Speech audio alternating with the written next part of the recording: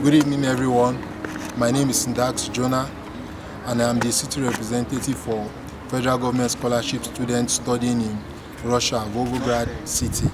And we have all come out to voice out our feelings so we can be heard and then we can get paid. Because for the past 6 months, the government left us here without payment, and then it's very, very hard to cope in a country where there are no jobs. Even when you get a job, you are not allowed to work because no work permit for us.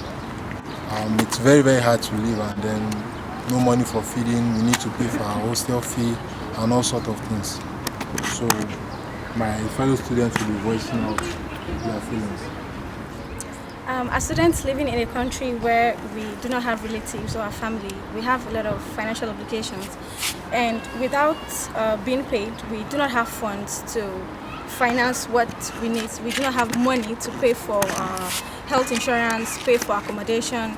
New students who need to buy stationery, computers, and study materials are not able to afford this because we do not have the money, because we have not been paid. So we're appealing to the government to pay us our stipends so we'll be able to live normally and cope with the study life in Russia.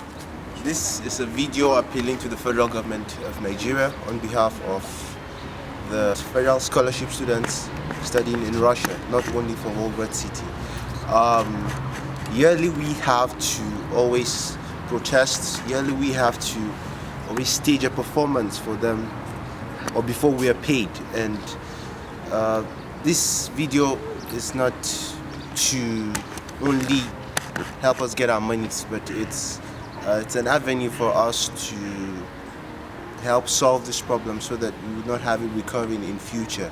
We want to reach out to all those concerned to please help us solve this problem once and for all. I'm a new student in Russia, and we've been here for 6 months, and we are completing the preparatory faculty and we are proceeding to first year, and we need to buy stationaries, we need to buy foodstuff, we need to buy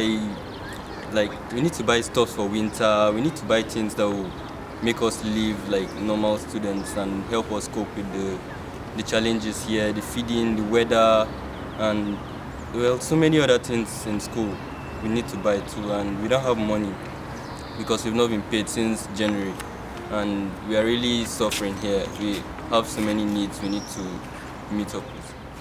Studying in Russia is not as easy as people think it is. We are here without parents, without anybody, and it's not legal for us to work here. It's not like we have jobs that we can do. It's not like we have things to fall back on. We don't have any job opportunities here. It is illegal to work here, so the only thing we depend on is the money we get from home, the money we get from the government. We came here on scholarships. We came here with contracts saying that the government was going to cater for us. So being here without being paid for 6 months is not helpful at all. It really is difficult for us to cope because there is nobody here to run to.